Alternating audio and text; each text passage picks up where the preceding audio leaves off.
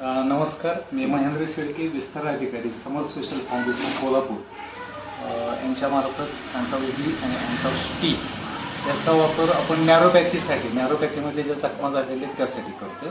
आणि आपण आता डायरेक्ट पेशंटशीच बोलूया. तुमचं नाव सांगा.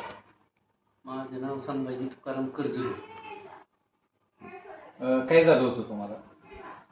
ते गँग्रीन झालं होतं.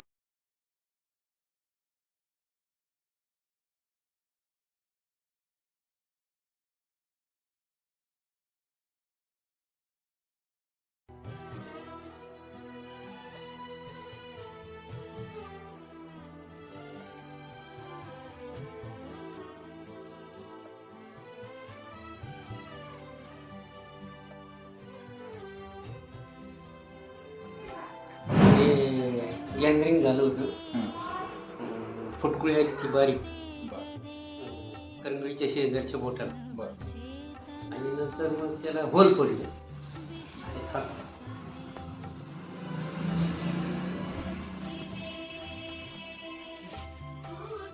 होल पडल्यानंतर होल पडल्याच्या नंतर मग ते दवाखान्यात गेलो. तर ते म्हटले होईल बरं, औषध दिले. आणि नंतर मग घरी आलो तर घरी ते काळं पडत चाललं. काळं पडल्याच्या नंतर डॉक्टरने सांगितलं ते बोट काढावं लागेल. ते बोट काढलं तर त्याच्या शेजारचे 2 काळे झाले. परत ते काढल्याच्या नंतर परत 2 काढले. 3 बोटं काढली, करगळी राहिली. परत डॉक्टरने सांगितलं की 2 बोटं काढताना त्याचे इन्स्पेक्शन झालं अंगठ्याला. तो अंगठा पण काढून टाकला.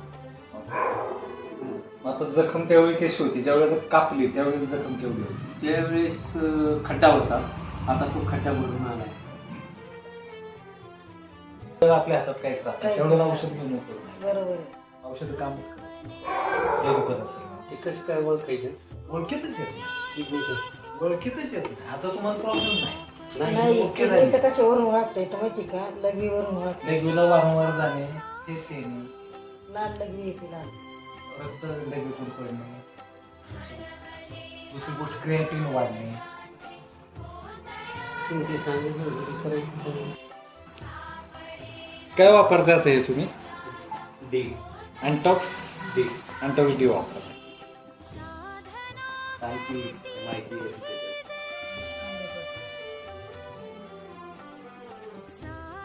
ठीक आहे. आता परत फोटो काढ निघालं तर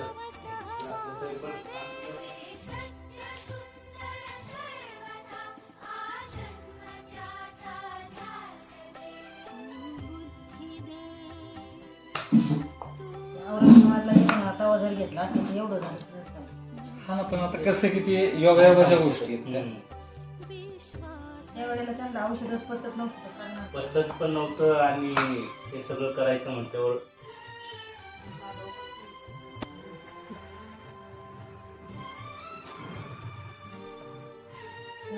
ही जखम आहे ना तुम्हाला, तुमच्या ज्याने बरीच होणार नव्हती. त्यांचा पाहिजे तो तिथून नाही वरतून सांगितलं.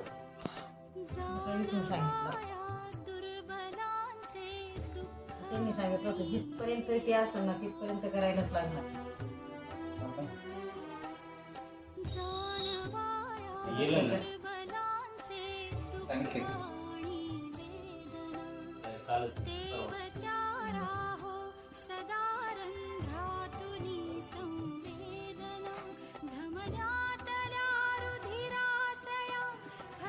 ऐकलं पाहिजे.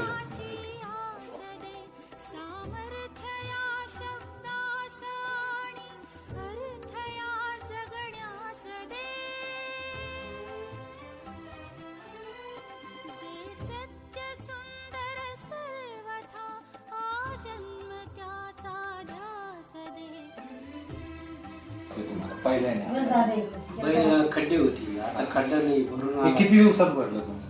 हे 1.5 महिना. 1.5 महिन्यात. दुसरी गोष्ट, तुम्हाला अँजिओप्लास्टीचा प्रॉब्लेम होता. अँजिओप्लास्टीसाठी तुम्हाला HLK दिला, बरोबर? तर HLK घेण्या अगोदर तुम्हाला काय फरक पडत होता? काय पडला होता? HLKची बॉटल घ्यावी. आता हे HLK तुम्हाला दिला आपण, कारण तुम्हाला काय झालं, ब्लॉकेज ब्लॉकेजचे प्रॉब्लेम झाले होते बरोबर. तुमचं ऑपरेशन झाले का त्याचं? नाही नाही. पण ब्लॉकेज आहेत तुम्हाला. ब्लॉकिंगसाठी छातीमध्ये धडधड होत होते तुम्हाला. हे चालू केलं तुम्हाला बंद झालं. पूर्ण बंद झालं. आता रिलॅक्स वाटतं. आम्हाला आल्यानंतर त्रास होतो.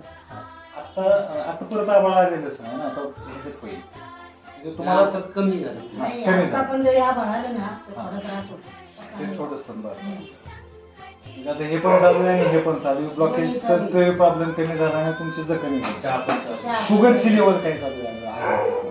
पहिली किती असायची पहिली 300, 350, आणि आता किती हे चालू आहे? आता 200 च्या 200चा. आता जोपर्यंत जखम बरी होत नाही ना तोपर्यंत तुमची ह्याच लेवलला आहे. जखम भरली आहे का मग ते लेवल जखम एकदा पूर्ण भरली की तुमची शुगर लेवल सुद्धा कमी होईल. इन्सुलिन वगैरे नाही. इन्सुलिन बंद झालं ना तुमचं. इन्शुरन्स नव्हतं. इन्सुलिन नव्हतं त्यामुळे गोळ्या पण तुमच्या कमी होत्या. दवाखान्यात होते insulin. मग आता दवाखान्यात देतातच ते. देतात. पण आता गोळ्या किती टाइम चालू तुम्हाला? एकच तरी. एकच टाइम चालू ती पण गोळी बंद होऊन जाईल थोड्या दिवसात. ठीक आहे. हा बघितलं कशा पद्धतीने रिझल्ट आलाय. तर गँग्रीन असणाऱ्या सर्व पेशंटला मी एकच विनंती करेल की अँटॉक्स डी आणि अँटॉक्स टीचा वापर करा आणि आपले अवयव वाचवण्यासाठी प्रयत्न करा.